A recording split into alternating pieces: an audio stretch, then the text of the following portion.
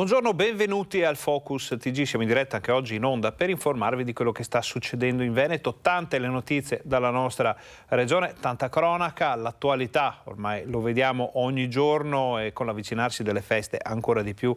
L'attualità, dicevamo, delle problematiche di famiglie, aziende, imprese, comuni, amministrazioni pubbliche con le spese quotidiane, con le bollette, con i risultati di una crisi che fra una cosa e l'altra continua ormai da anni. Vedremo qualcosa riguardante anche un po' di suggerimenti, di idee, di approfondimenti riguardanti la giornata internazionale contro la violenza sulle donne, che ci ricordiamo si è svolta ieri, ma che ovviamente deve essere ogni giorno per ciascuno di noi come atteggiamento, come modo di vivere. Ma iniziamo con un fatto che riguarda da vicino il gruppo Media Nord-Est, perché ricorderete poco più di un mese fa l'arrivo della Guardia di Finanza nella sede di Bassano, la misura interdittiva nei confronti dell'ingegner Giovanni Yiannakopoulos. Ebbene, ieri il Tribunale del Riesame ha ribaltato tutto. Vi sentiamo. Il Tribunale del Riesame di Venezia ha revocato oggi la misura interdittiva del divieto di esercitare attività di impresa applicata dal giudice per le indagini preliminari lo scorso 11 ottobre nei confronti dell'ingegner Giovanni Yiannakopoulos, difeso dall'avvocato Maurizio Paniz.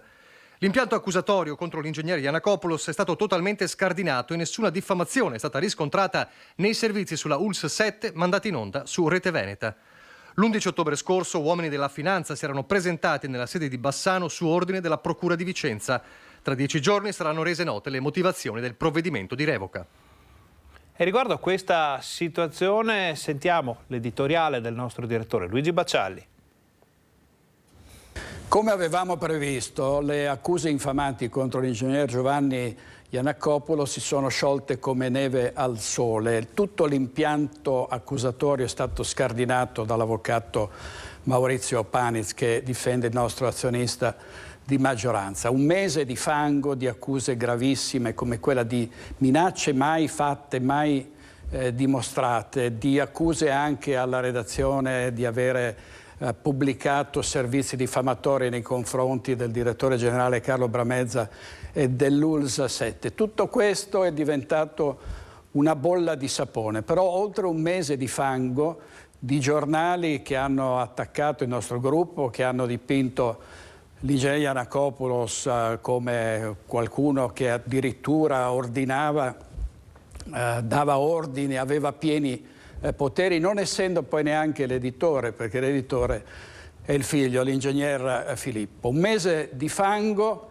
nel ventilatore nei confronti di un uomo che ha sempre condotto battaglie per migliorare la sanità, per aiutare le persone bisognose, che ha inventato la trasmissione Schiacciati, i Veneti schiacciati dalla crisi, che ha raccolto fondi per aiutare i bambini che avevano problemi e dovevano essere sottoposti a interventi chirurgici. Questo è il sistema Yiannakopoulos di cui hanno parlato giornali e televisioni concorrenti, rimestando nel torbido, approfittando di questa situazione per accusarci di chissà quali nefandezze. Si è tutta sciolta come neve al sole questa vicenda. E vorrei ricordare l'articolo 21 della Costituzione, che dovrebbe garantire libertà di espressione, il pluralismo, libertà di stampa. Si parla tanto spesso a vanvera di questi valori e bisogna dimostrarli con i fatti. Noi siamo stati cacciati da una conferenza stampa. Che cosa avremmo dovuto fare? Rinunciare a fare il nostro mestiere, a scavare, a indagare, a dar voce ai pazienti, ai malati? Questo abbiamo fatto, questo è stato il nostro dovere fare, anche perché fin dall'inizio della storia di Media Nord-Est e delle nostre emittenti abbiamo detto che saremmo stati dalla parte dei cittadini, non certo dalla parte del potere e di chi vuole imbavagliare i giornalisti. Continueremo a fare a questo mestiere, guarderemo sempre alla ricerca della verità. Torneremo ancora su questa vicenda in futuro per approfondire, capire, parlarne ancora, come ha detto il nostro direttore Luigi Baccialli. Adesso sentiamo la cronaca, le notizie, le ultime notizie che ci arrivano dal Veneto. A Padova, allarme per un giovane ricoverato in ospedale per meningite. è ricoverato in ospedale a Padova un giovane di 20 anni che presentava i sintomi della meningite, poi confermata dalle prime analisi cliniche. Il giovane, che vive in provincia, in un comune a ovest della città, ha iniziato a accusare i primi sintomi domenica. Inizialmente sembrava una forte influenza stagionale, con nausea, vomito e febbre alta. Con il passare delle ore, però, nonostante le medicine, la situazione è peggiorata e la famiglia ha deciso di chiamare il 118. Il ventenne è stato così ricoverato d'urgenza in terapia intensiva all'ospedale di Padova, dove la diagnosi è stata confermata dopo i primi accertamenti, meningite da meningococco, e ora le sue condizioni sono stabili. Come sempre in questi casi è stato attivato il protocollo sanitario, che prevede una terapia antibiotica per tutti coloro che sono stati a contatto con il ragazzo, dai familiari ai colleghi di lavoro agli amici. Non sono emersi altri casi, mentre nei giorni scorsi sono stati accolti anche 2 pazienti pediatrici affetti da una forma di meningoencefalite. Nessun collegamento tra i casi. Restiamo a Padova per un'altra notizia delle ultime ore: il crollo di un tetto di un edificio abbandonato a 2 passi da Prato della Valle. Crolla il tetto di un edificio a 2 passi da Prato della Valle. Per fortuna non si registrano feriti. È avvenuto venerdì sera, quando, poco prima delle 23, è arrivata una richiesta di soccorso ai vigili del fuoco di Padova. In vicolo Cigolo, una delle strade che si affacciano su Prato della Valle, era crollato il tetto di un edificio abbandonato da tempo. Nessuna persona è rimasta ferita. I pompieri, intervenuti con il personale di prima partenza, l'autoscala e il funzionario di guardia, hanno eseguito un sopralluogo e una valutazione statica dell'edificio e degli immobili adiacenti. Le operazioni di controllo sono terminate attorno alle 2. Torneremo poi a Padova a sentire quali sono le novità di giornata, ma adesso andiamo a Venezia, dove, l'abbiamo mostrato più volte nel corso della nostra informazione, c'è un vero e proprio allarme per l'attività dei borseggiatori di queste bande che agiscono spesso indisturbate a causa anche del volume veramente immenso di visitatori che arrivano nella città più bella del mondo. Vediamo le ultime segnalazioni. Be careful, be careful, be careful. Vai? Be careful. Watch if you have the wallet. Guardate se avete il portafoglio. Non sono trascorse nemmeno 24 ore dall'episodio che ha visto 2 borseggiatrici a Venezia urlare «Chiamate la polizia, sono incinta», che ne è avvenuto un altro. Ormai è all'ordine del giorno, dice Evasio, il decano dei cittadini non distratti, che ieri, nel tentativo di fermare le 2 donne, è stato aggredito e che oggi, con ancora i segni marcati sul viso, si è ritrovato nuovamente faccia a faccia con loro. E adesso le hanno prese, mi ha telefonato un mio amico che le ha prese, sono in piazza San Marco, sono in 4 oggi. E sono lì, ma poi sicuramente le lasceranno andare perché non le hanno prese in fragranza come le ho prese io. Sono sempre impunite, mi hanno rubato persino a me, poi ma non è la prima volta che mi mandano all'ospedale i borseggiatori, mi hanno rotto il setto nasale, la mandibola, mi hanno rotto i diti, mi hanno mandato, di tutto mi hanno fatto, e queste non pagano mai. Anche in questo caso le hanno lasciate andare. Sono anni che Evasio, insieme ad altri cittadini, cerca di fare il possibile perché questo fenomeno venga arrestato, ma dice i risultati non si vedono e loro lo sanno. Abbiamo fatto di tutti i colori, manifestazioni, attaccato le foto per le strade, ma i politici basta che vadano in galera, solo gli avversari politici, non interessano queste qui hanno il diritto di fare quello. Poi sono sempre incinta. Io devo aspettare 8 mesi per farmi una visita, queste qui vanno subito, l'ospedale subito a prima cosa, visita tutto gratuito, in tribunale hanno l'avvocato gratis, è una roba impossibile che questi non pagano battelli, bus, multe, io non so chi gli dà questi privilegi questa gente. La rabbia è tanta, i cittadini si sentono presi in giro e non hanno più fiducia nelle istituzioni. Sono spavalde e non hanno paura di niente perché loro sanno che sono impunite. Ti graffiano, ti sputano, ti danno pedate e poi ti dicono dicono che noi le abbiamo. E invece niente, io cerco di fermarle perché non posso scappare via con le furtive. Se non le fermo, chi le ferma? Lo sanno che sono impuniti perché una incinta può fare quello, perché l'ha detto lei, io posso fare quello che voglio. Parole durissime che danno comunque il quadro di una situazione che per molti versi risulta davvero difficile da affrontare in una città complicata come Venezia. Adesso noi facciamo una brevissima pausa pubblicitaria, voi state con noi perché torniamo fra pochissimo.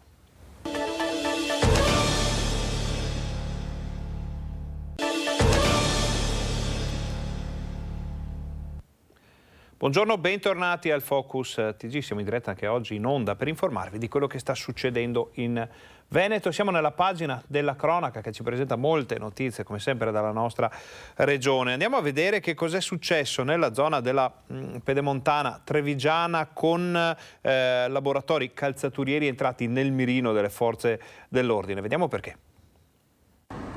Costretti a lavorare oltre 10 ore al giorno, nessun riposo, nessun giorno di ferie, in condizioni igieniche pessime, senza sicurezza, per 3,20 € all'ora. Il blitz dei carabinieri è scattato nelle ore scorse. Le pattuglie si sono fermate in 4 laboratori calzaturieri ad Altivole, Asolo e Borso del Grappa. 5 cinesi sono finiti in manette, 4 uomini trasferiti nelle carceri di Venezia e Treviso, una donna agli arresti domiciliari e 3 persone denunciate nell'inchiesta condotta in sinergia con la Procura di Treviso. Sfruttavano, controllavano e sorvegliavano i lavoratori, alcuni connazionali, altri pakistani, e proprio per questi ultimi il trattamento riservato era fatto di atti vessatori, insulti, minacce di licenziamento se non avessero obbedito, non solo. In particolare ad Altivole abbiamo verificato che i lavoratori cinesi erano stati collocati all'interno di strutture ricavate all'interno del laboratorio, peraltro dotate di riscaldamento.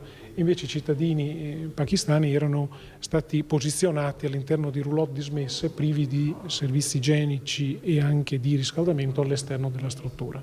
Al freddo mangiavano poco gli avanzi, giorno dopo giorno. Per i cinesi veniva riservato un occhio di riguardo rispetto ai pakistani sfruttati e fatti vivere in maniera disumana. 11 di loro sono stati sistemati in strutture protette. Sono stati collocati in strutture di accoglienza e nei loro confronti verrà avviato appunto grazie alla collaborazione che hanno dimostrato, un percorso di tutela e di protezione. Tutte le attività sono state sospese, tutte legate dallo stesso filo: sfruttamento e favoreggiamento dell'immigrazione clandestina.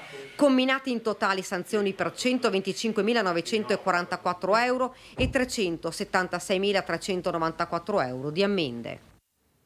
Vediamo invece il risultato di alcune ricerche da parte delle forze dell'ordine nel Padovano con centri massaggi finiti nel mirino. 2 centri massaggi gestiti da donne cinesi a Selvazzano e a Vigonza sono stati sequestrati dalla Guardia di Finanza perché nei locali avvenivano incontri a luci rosse. In uno di questi in particolare c'era un insolito e continuo afflusso di avventori maschi. Iniziate le indagini su siti internet di incontri per adulti, i finanzieri del Comando Provinciale di Padova non hanno avuto dubbi sulla seconda attività che vi si svolgeva: prestazioni sessuali a pagamento. La Finanza, insieme a operatori dello Spisal e del Servizio Igiene e Sanità Pubblica della ULSS e a operatori antitratta della Regione Veneto, è intervenuta nel primo dei 2 locali. 5 le donne costrette a prostituirsi in ambienti degradati per carenze igieniche e impianti non a norma. Le ragazze erano obbligate a lavorare per intera giornata e a consegnare le somme incassate a 2 donne sospettate di condurre la loro attività. Le indagini hanno consentito di individuare un secondo centro massaggi a Vigonza. Qui sono state identificate altre 2 ragazze cinesi intente a prostituirsi. I finanzieri hanno denunciato le responsabili di fatto e le titolari dei centri per i reati di favoreggiamento dell'immigrazione clandestina, sfruttamento del lavoro e della prostituzione, oltre a 3 donne irregolari in Italia. Tutta l'attività denunciata era svolta in totale evasione d'imposta. Sono in corso approfondimenti per arrivare a tassare i proventi sottratti al pagamento delle imposte. Rimaniamo a Padova, rimaniamo in tema cronaca, andiamo nella cronaca giudiziaria. Vediamo una novità riguardante il caso di Isabella Noventa. Nuove grane giudiziarie per Deborah Sorgato, la sorella di Freddi, anche lei in carcere da tempo per l'omicidio di Isabella Noventa. La donna è stata accusata di calunnia ai danni del suo ex compagno Giuseppe Verde e della complice Manuela Cacco. La Procura di Padova ne chiederà a breve il rinvio a giudizio. Deborah Sorgato, durante un'udienza del giugno scorso, dichiarò che le 2 pistole ritrovate nell'abitazione dell'ex compagno appartenevano a lui, ex maresciallo dei Carabinieri, e alla Cacco. L'accusa non le ha creduto, sostenendo che l'affermazione era falsa e che serviva a scagionare l'imputato principale del caso, Freddi Sorgato. Per la detenzione delle pistole, Sorgato ha invece voluto andare a processo e ha ottenuto l'assoluzione. Deborah e Freddy, condannati in via definitiva a 30 anni di carcere per l'omicidio di Isabella Noventa, avvenuto la notte tra il 15 e il 16 gennaio del 2016, dal febbraio di quest'anno sono stati trasferiti nella casa di reclusione di Bollate a Milano, dove l'ex autotrasportatore prosegue i suoi studi universitari. Parliamo ora di discoteche, movida, tempo libero, divertimento che a volte sfocia nella cronaca di situazioni magari un po' sopra le righe o di incidenti stradali, come abbiamo già visto nel corso degli anni. Proprio per evitare tutto questo, per rendere tutto il mondo del divertimento più sicuro, c'è un patto, una sorta di patto tra prefetture e discoteche trevigiane. E vi vogliamo trasmettere un messaggio importante. Questa è la pista da ballo, quindi potete sfogare, potete ballare, potete fare casino, ma quando andate fuori e siete sulla strada dovete avere la testa, ok? Dovete avere la testa. Un messaggio diretto per sensibilizzare i giovani sulla sicurezza stradale. È una delle iniziative messe in campo all'Anima di Spresiano.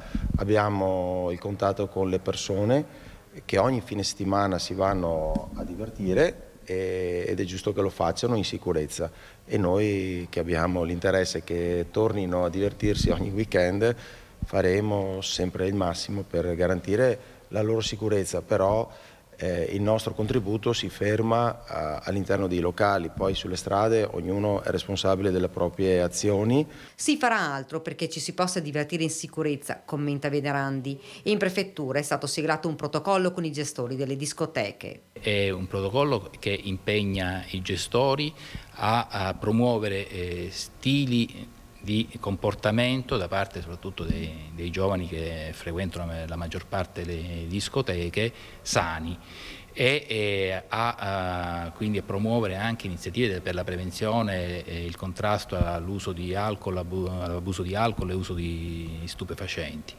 Immagini forti da far vedere ai ragazzi, carcasse di auto fuori dai locali, messaggi diretti. Dai gestori l'appello: servono più controlli delle forze dell'ordine. La presenza di una macchina, di una pattuglia eccetera è un bel deterrente per far sì che i ragazzi insomma stiano un po' più attenti, perché è un periodo che dopo questi 2 anni di fermo, di Covid eccetera, sono un po' tutti un po' agitati.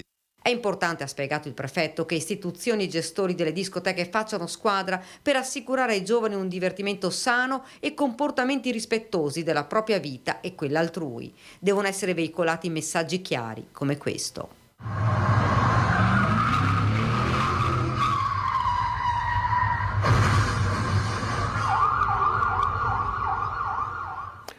Ritorniamo a Padova, dove continuano le operazioni per contrastare lo spaccio e la diffusione delle sostanze stupefacenti. È stato trovato un etto di droga nascosto in centro storico.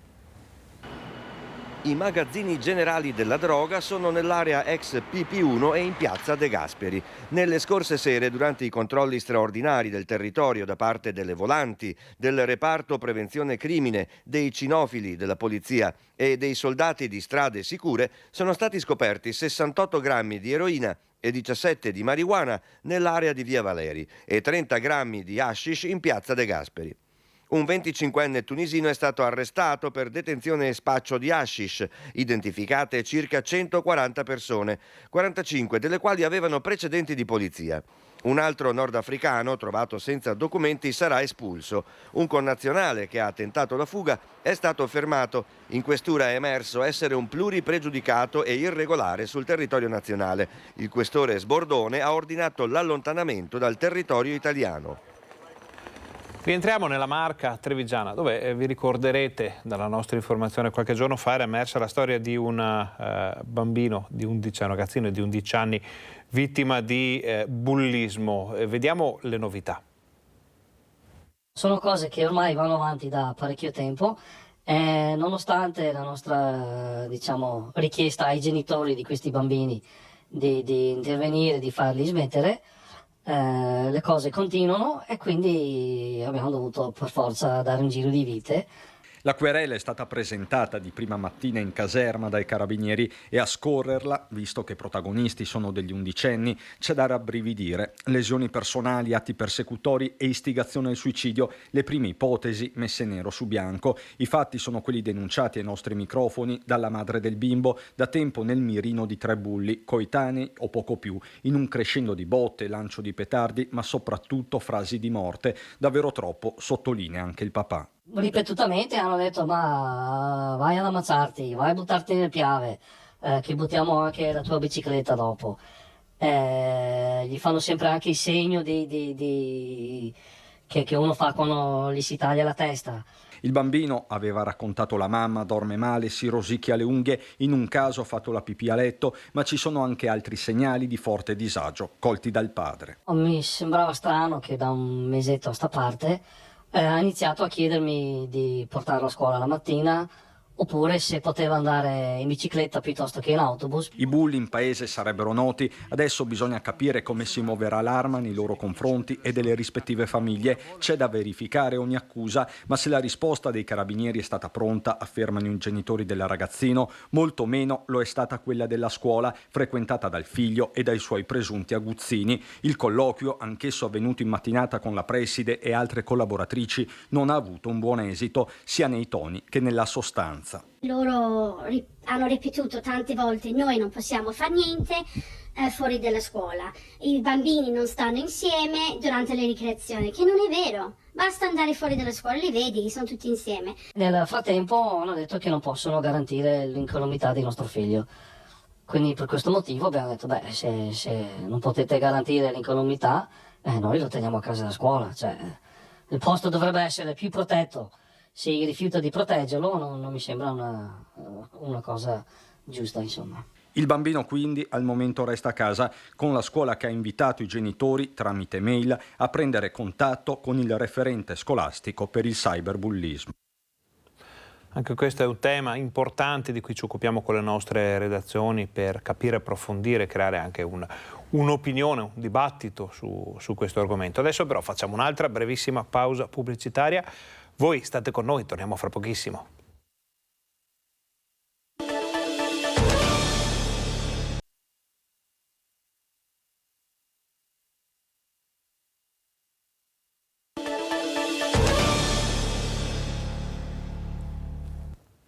Buongiorno, bentornati al Focus TG, siamo in diretta anche oggi in onda per informarvi di quello che sta succedendo in Veneto. Eravamo nella Marca trevigiana, restiamo nella Marca per vedere un'ordinanza per fermare il degrado in zona San Liberale.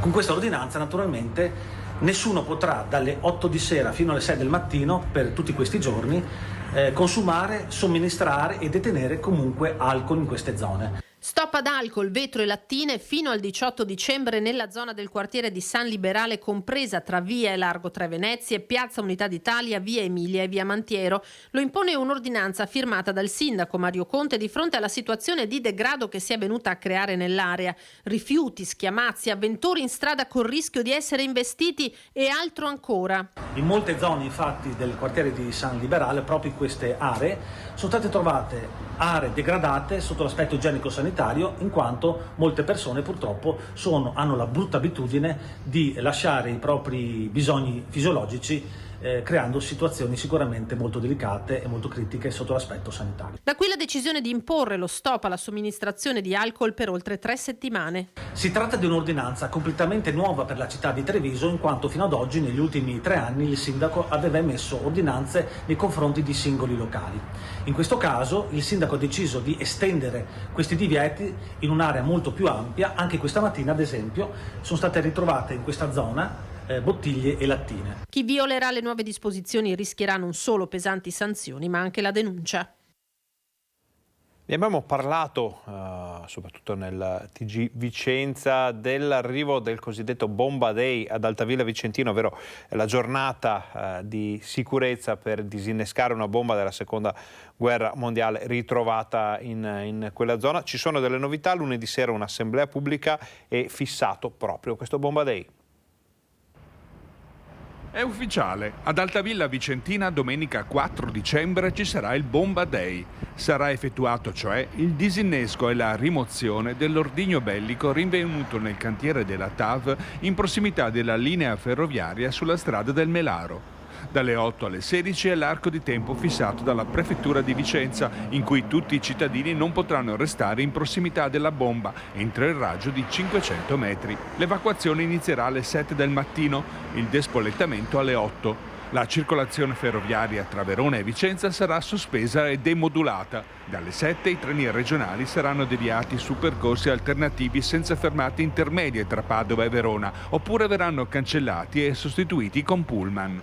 I treni a lunga percorrenza saranno invece deviati sul nodo di Bologna, con l'allungamento dei tempi di percorrenza fino a quasi 2 ore in più. In Comune è iniziata la fase di organizzazione dell'evacuazione, con l'informazione ai cittadini direttamente interessati. Abbiamo concordato anche gli ultimi dettagli con la Prefettura, con la Questura, con le autorità, e quindi abbiamo già emesso i primi avvisi per la popolazione con Vademecum. Il piano operativo è già partito e cominceremo a fare incontri con la popolazione. Tra l'altro lunedì prossimo appunto avremo una assemblea pubblica, lunedì 28, un'assemblea pubblica dove illustreremo a tutti i cittadini, e specialmente a quelli che sono interessati, le modalità di questa grande, purtroppo, evacuazione che coinvolge quasi 1000 persone, poco più di 900 insomma. Ora andiamo a Padova per un contributo che ci arriva grazie alla nostra redazione per capire qual è la situazione delle cosiddette case popolari in questo periodo così difficile. Buongiorno ai telespettatori, siamo a Palazzo Moroni, quindi sede del comune, dell'amministrazione comunale, con Daniela Ruffini, e ci sono tante persone qui, sportello sociale di via Baiardi. Chi siete? Cioè, chi sono queste persone qui oggi a Palazzo Moroni? Beh, oggi oltre allo sportello sociale di via Baiardi ci sono alcuni comitati di case popolari di Padova, insieme all'Unione Inquilini di Padova e allo sportello sociale Catai. Stiamo facendo un percorso di mobilitazione perché in questi mesi le spese condominiali sono aumentate di 500 volte, abbiamo famiglie in estrema difficoltà. Oltre alla crisi sociale ed economica abbiamo questo enorme aumento delle spese energetiche per scaldarsi e per avere la luce in casa, e le persone non ce la fanno più. Perché siamo qui però proprio a Palazzo Moroni? Non siete soddisfatti di quello che sta facendo l'amministrazione? Beh, abbiamo fatto una serie di incontri, ma questi non sono stati risolutivi. Finora purtroppo non c'è stato alcun passo avanti nell'aiuto da parte delle istituzioni pubbliche. Noi chiediamo un incontro al sindaco ma anche al direttore dell'Ater, perché moltissimi condomini dell'Ater hanno questo problema, le famiglie sono in morosità e rischiamo una valanga di sfratti.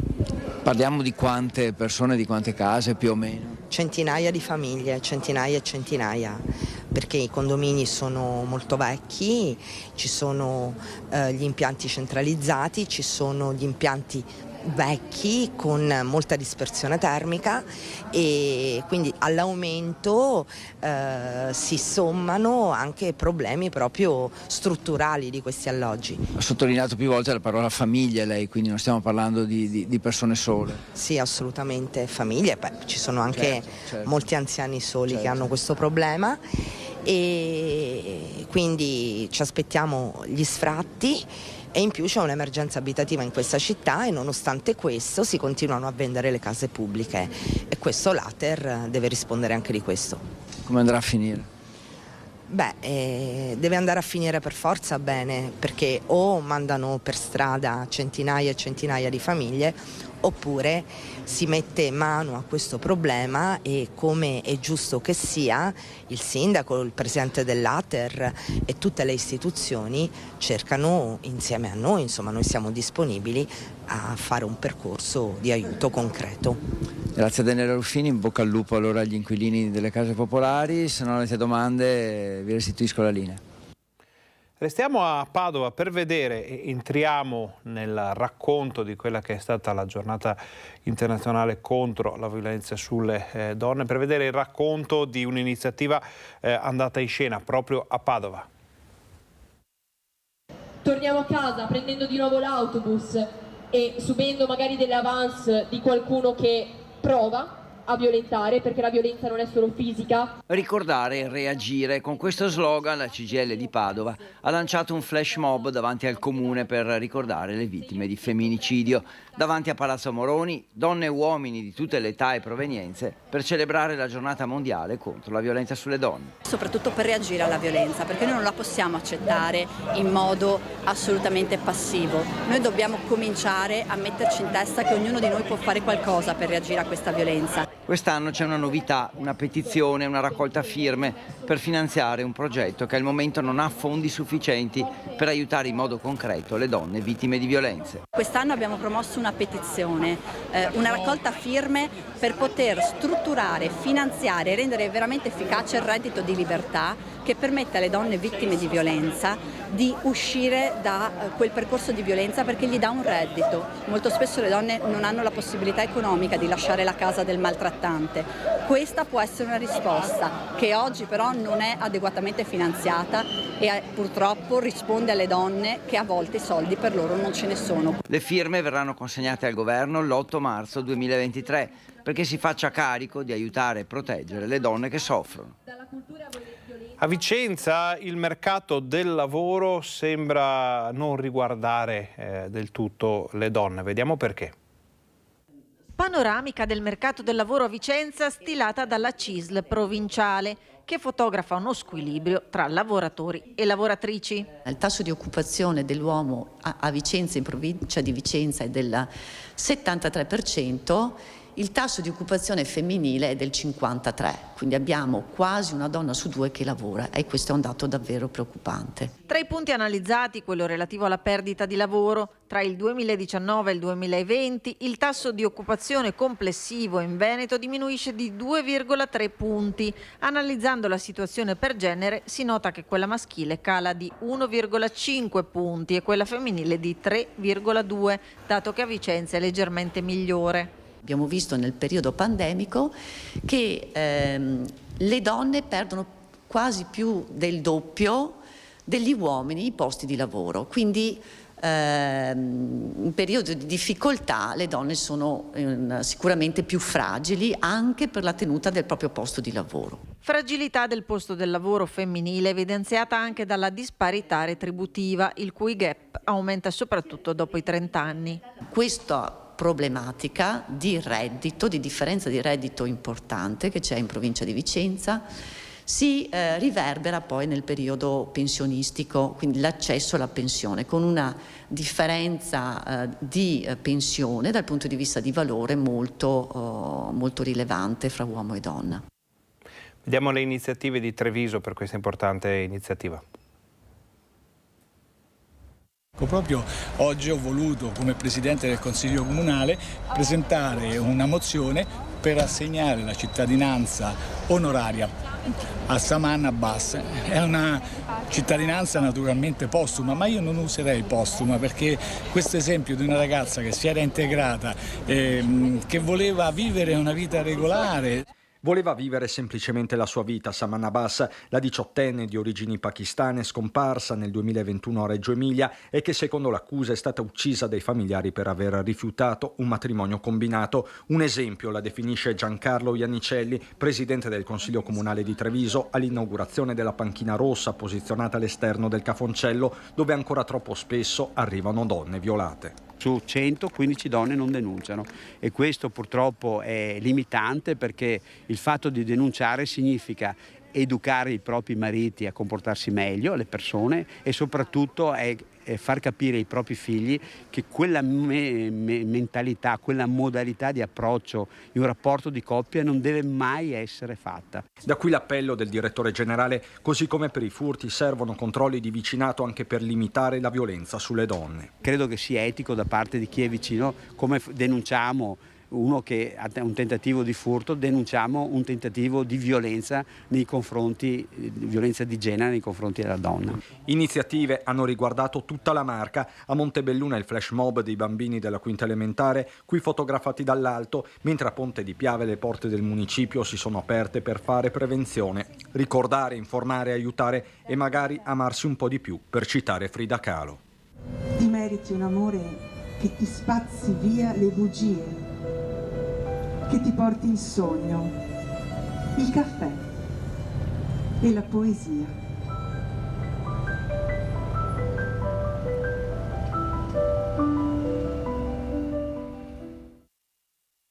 Facciamo un'altra breve pausa pubblicitaria, state con noi perché torniamo fra pochissimo.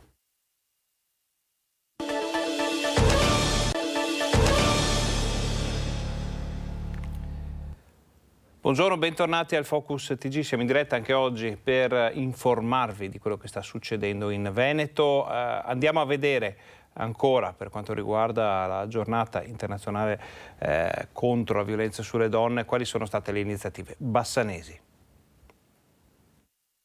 La storia del voto alle donne, come ci sono arrivate, il percorso difficile ma di impegno sociale che ha avuto il suo completamento nel 1946.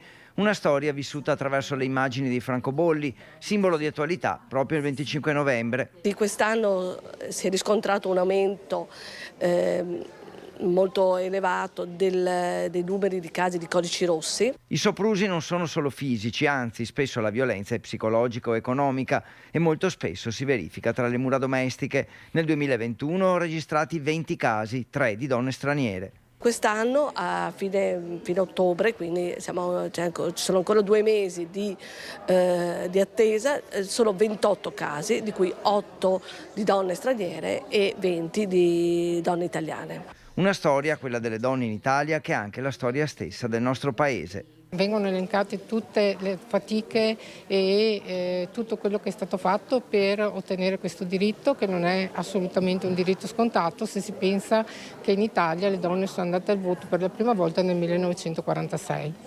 Con un percorso particolare attraverso dei francobolli racconta la conquista che le donne hanno fatto per ottenere il diritto al voto. Facciamo una carrellata attraverso la storia italiana, partendo dall'Unità d'Italia, arrivando fino al 1946. Un voto, quello delle donne, conquistato e non concesso. È questo il vero messaggio per le nuove generazioni. Sentiamo in chiusura di questo capitolo dedicato alla giornata internazionale contro la violenza sulle donne le parole del cardinale Moraglia.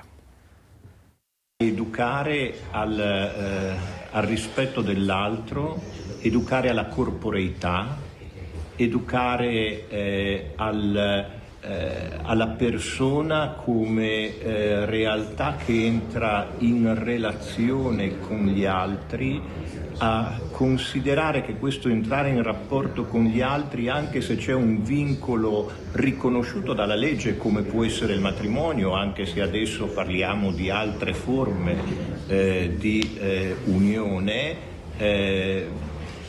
non danno mai il possesso della persona, danno una relazione privilegiata, uno scambio di diritti e di doveri, ma mai il possesso della persona. E questo bisogna che lo capiscano soprattutto quei soggetti inclini a esercitare più che il diritto, la forza del diritto, ma il diritto della forza.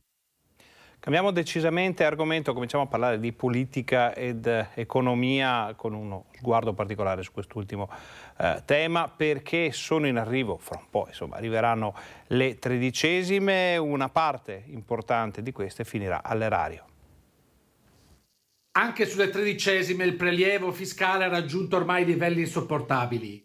Quest'anno una buona parte di questa gratifica verrà spesa per pagare le bollette di luce e gas e la rata del mutuo. Solo una piccola parte sarà utilizzata per gli acquisti natalizi, con buona pace di tanti artigiani e altrettanti piccoli commercianti che speravano in una ripresa dei consumi, almeno in questa ultima parte dell'anno. Ora vediamo le novità politiche o gli assestamenti, chiamiamoli così, politici in Veneto. Andiamo a Treviso. Ragioneremo concretamente su la valutazione che c'è del lavoro fatto del sindaco, le possibilità alternative e poi prenderemo una decisione. Ci sarà un incontro tra di voi oppure? Non lo so, io spero di sì. Di incontri tra il leader di Azione Carlo Calenda e il sindaco di Treviso Mario Conte alla fine ce ne sono stati ben 2, non solo ieri sera al Bailo dove Calenda ha presentato il suo libro, ma anche stamattina a Casugana dove i due hanno avuto un lungo colloquio, prove se non di un'alleanza formale, più probabilmente di un patto in vista delle elezioni amministrative di primavera, che avviene alla luce del sole, senza sotterfugi, così da mandare un messaggio agli alleati di Fratelli d'Italia che, forti del risultato alle politiche, avanzeranno senz'altro le loro pretese. Io dialogo con tutti coloro che vogliono portare un contributo. Ovviamente Fratelli d'Italia è il mio alleato che siede già con me tra i banchi della maggioranza, però io non chiudo le porte a nessuno, soprattutto a coloro che vogliono portare un contributo positivo di idee e di persone per il bene della nostra città. Quindi non fermiamoci e fossilizziamoci su posizioni politiche, guardiamo al bene della comunità, e se il bene della comunità significa allargare la base a idee nuove, persone nuove, non vedo perché non aprire un dialogo. Treviso laboratorio politico dunque, Calenda a parte, un'eventuale alleanza con Conte incassa il via libera dei 3 consiglieri di minoranza ora passati ad Azione, avversari sui banchi dei 300 che potrebbero ritrovarsi presto dalla stessa parte del sindaco. C'è un modo diverso di fare politica che è quello di ascoltare i territori e riconoscere anche gli amministratori che si impegnano. Avete dei numeri importanti, ma avreste anche un candidato da proporre, sindaco, che non sia Mario Conte? Allo stato attuale no. Sì all'alleanza con Conte, no a quella con Fratelli d'Italia, alla base del terzo polo l'ha posta come condizione. Sinceramente Fratelli d'Italia non so da chi siano rappresentati e che ruolo abbiano qua in città e cosa dicano, pertanto credo che sia anche difficile per un sindaco pensare di costruire qualcosa con dei soggetti che non ci sono. Politica e sanità, vediamo quali sono le critiche alla manovra di governo. Pronti alla mobilitazione, i sindacati uniti e compatti hanno dichiarato lo stato di agitazione. Nella manovra, tuonano le organizzazioni sindacali, sono previste solo briciole per la sanità. Bocciati i provvedimenti, niente per personale e servizi, rinviata al 2024 anche la promessa indennità di pronto soccorso. La sanità pubblica italiana è a rischio, dice il senatore Martella. C'è da rimanere veramente preoccupati per la mancanza di investimenti sulla scuola e sulla sanità. Sulla sanità le risorse sono talmente basse che non potranno fare fronte a quelle che sono le esigenze delle regioni, le esigenze per il mantenimento della nostra struttura sanitaria pubblica e per l'aumento dei costi che c'è stato nel corso di questo periodo a seguito del caro energia. Le condizioni di lavoro dei dirigenti medici, veterinari e sanitari, divenute insopportabili anche a causa di una pandemia non ancora superata, hanno ridotto il sistema sanitario a malato terminale, continuano i sindacati. Anche il Partito Democratico ha deciso di scendere in piazza contro questa manovra. Faremo vari momenti nei quali di approfondimento e di iniziativa pubblica nei quali presenteremo una nostra proposta di manovra economica profondamente diversa da quella del governo e che pone al centro le questioni del caro energia, quindi degli aiuti alle famiglie e alle imprese, in maniera più efficace di quanto ha fatto il governo,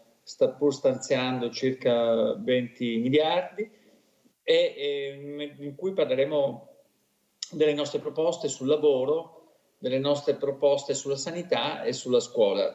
Il 3 e il 4 dicembre ci saranno delle iniziative del PD in Veneto. Saliamo ora nel bellunese, andiamo a vedere quali sono le prospettive per un istituto molto conosciuto. Abbiamo mandato una lettera al Papa, abbiamo scritto alla Meloni, abbiamo scritto lettere su lettere, ma nessuna risposta. Marisa Maiuolo, assieme ad un gruppo di una 60 di mamme, stanno percorrendo tutte le strade, per ora inutilmente, se è vero come è vero che l'Opera Diocesana di Parma, Conti alla mano, ha deciso di chiudere il centro d'eccellenza per la cura dell'asma a Misurina. La data fissata è quella del prossimo 31 dicembre, stavolta a pesare un mix di fattori, compreso il caro energia. Non basteranno perciò il contributo regionale di quasi 1.300.000 euro e neppure l'adeguamento delle tariffe. La Regione ha afferma l'assessora regionale alla sanità Manuela Lanzarin, non si è mai tirata indietro. Le azioni a favore del Pio XII sono state condivise sia in Commissione Nazionale Salute che alla Conferenza Stato-Regioni. C'è una difficoltà oggettiva, spiega Lanzarin, anche se grazie al nostro tavolo sempre aperto abbiamo integrato l'accesso alla struttura con altre patologie. Tuttavia sono le cure per i problemi respiratori gravi che hanno reso il centro un'eccellenza a livello europeo. Ci sono tanti bambini che vengono qua. È stato detto che da gennaio ad agosto c'è stato un solo ricovero, cosa non veritiera, in quanto io ero qua ad aprile col mio bambino e c'erano sia bambini con non accompagnati e sia 2 mamme con i loro bambini. Quindi non eravamo certamente 60, ma neanche un solo caso. Marisa vive a Chioggia, è madre di un bambino di 7 anni che da 3 soffre per una grave forma d'asma polmonare. Per il suo piccolo, così come per tutti i bambini costretti a vivere attaccati all'ossigeno, le cure offerte dal Pio XII sono salvavita. E da quando io sono venuta qua, mio figlio, non dico che non fa più le crisi, però lui riesce a avere una vita normale, perché la sua malattia non si vede. L'asma non si vede. Frattanto si rincorrono notizie di manifestazioni di interesse da parte di privati pronti a rilevare il centro. La conferma arriva da Parma e potrebbe essere dirimente per il futuro del Pio XII. Cambiamo ancora argomento, andiamo a Padova a vedere qual è la situazione idrogeologica del territorio, anche quello interessato da lavori e cantieri. Una siccità così difficile da affrontare, come poche quella che abbiamo vissuto nella scorsa estate e fine estate. Oltre all'assenza di precipitazioni, a cosa imputarla? Io penso che oltre a questa questione climatica, chiamiamola così, c'è anche una questione di modalità di gestione delle acque che si usano in agricoltura. Non possono essere validi oggi i criteri e le strutture del bisnonno o del nonno. Bisogna pensare a tecniche attuali più efficaci e più efficienti. Il professor Dal Paos, tra i massimi esperti di idraulica e idrodinamica, trova che la recente opera idraulica costruita in città, l'Invaso di Brusegana, sia una piccola opera rispetto alle grandi esigenze di sicurezza idraulica. Mi sembra, almeno dalle notizie che io ho potuto avere, che si tratti di un invaso relativamente modesto. Certo, fa bene, ma direi che Padova avrebbe bisogno di ben altre cose. Bisognava avere più coraggio? No, più coraggio. Bisognerebbe insistere perché vengano realizzate opere importanti che garantiscano la sicurezza idraulica della città. Invece restano da troppo tempo irrealizzate, evidenzia il professore, le opere idrauliche più urgenti, una delle quali andrebbe fatta prima di costruire il nuovo ospedale a San Lazzaro. Adesso poi hanno questa intenzione di realizzare la nuova zona ospedaliera in un'area che direi dal punto di vista idraulico fa tenere i denti alzati. Bisognerebbe forse prima sistemare dal punto di vista idraulico il problema che grava su quest'area e non solo su quest'area ma anche su tutta la zona industriale e poi procedere. Ogni città in Veneto ha i suoi problemi, le sue cosiddette gatte da pelare e Vicenza, se Padova sta facendo i conti, come abbiamo sentito in questa intervista, con l'assetto idrogeologico, a Vicenza tiene banco il tema dell'alta velocità. Vediamo. La TAV è un'opera dello Stato che ha deciso di fare. Lo Stato vorrà fare quest'opera, la finanzierà nei prossimi mesi, in questi anni. È un'opera che quindi se non ci lavoriamo insieme a loro rischiamo di subirla. Francesco Rucco indica la strada. Per non subire la TAV bisogna partecipare, lavorare per mitigare l'impatto dell'opera, salvaguardare Vicenza.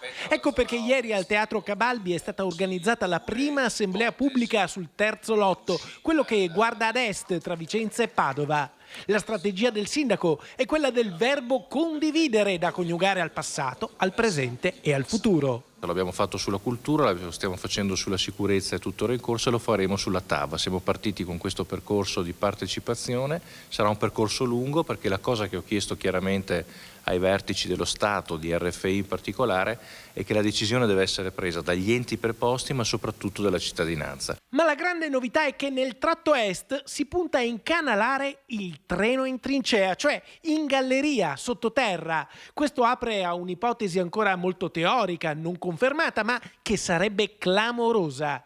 Si potrebbe evitare il salto del Montone, un cavalcaferrovia alto 15 metri e lungo 2 chilometri. La trincea partirebbe poco dopo il bivio di Schio e uscirebbe naturalmente nei pressi del nodo Camisano. L'idea è addirittura quello di portare la galleria oltre i confini, diciamo, di 7K, evitando anche le chiacchiere che sono intervenute su questo presunto scavalco 7K, che, come è stato detto dai vertici ed RFI, non c'è ancora alcuna ipotesi progettuale concreta, ce ne sono diverse in campo sulle quali stanno studiando, ma sono studi preliminari che mai sono arrivati in comune. Sentiamo le voci delle persone che hanno partecipato all'ultima assemblea su questo argomento. La città si sta rendendo conto, i cittadini si stanno rendendo conto che per 15 anni avranno una qualità della vita pessima e soprattutto ci saranno dei grossi problemi per vivere a Vicenza. Il nodo della TAV ad est. Alla prima assemblea pubblica al Teatro Cabalbi di Bertesinella la sala era gremita. Solo soluzioni condivise con i cittadini alla volontà dell'amministrazione comunale. Le preoccupazioni dei residenti sono tante, le informazioni molto meno. Cartelli e le voci di sottofondo tradiscono il grande nervosismo. Al tavolo dei relatori RFI. Lo scavalco di 7K è solo un righetto. 2 le ipotesi, galleria o superficie. Al momento però i soldi ancora non ci sono. Un progetto pensato 30 anni fa, quindi può essere applicato adesso? Questa è la prima domanda. Allora, possiamo guardare alla serata di stasera come con uno sguardo miope, pensando solo a Vicenza Est. Quindi lo scavalco di 7K, questo salto del Montone, che è terribile per i residenti, per chi ha la casa lì, ma terribile per tutti i quartieri, anche questo di Bertesinella, perché ovviamente circoleranno mezzi su via Cabalbi. Alla fine è una tavola già apparecchiata dove ci invitano ad ascoltare. E invece quello che noi vogliamo è decidere della città, e la nostra città, e si tratta della nostra vita. Le due proposte, questo del cavalcavia di Vicenza Est penso che sia una cosa assurda, ecco, però è assurdo tutto il progetto, perché se si analizzano i tempi, i costi, il consumo dell'acqua, l'inquinamento e tutto, cioè è una cosa che io non riesco neanche a capacitarmi. Questa era l'ultima notizia del nostro telegiornale. Prima di salutarvi vi vogliamo solo dire che salgono in modo comunque contenuto quelli che sono i dati dell'emergenza Covid. Siamo a 63.910 casi attualmente positivi in Veneto, non cambia quasi niente per quanto riguarda l'assetto ospedaliero, area non critica e terapia intensiva. Ci sono da segnalare purtroppo più di 10 morti nelle ultime ore nella nostra regione a causa del Covid.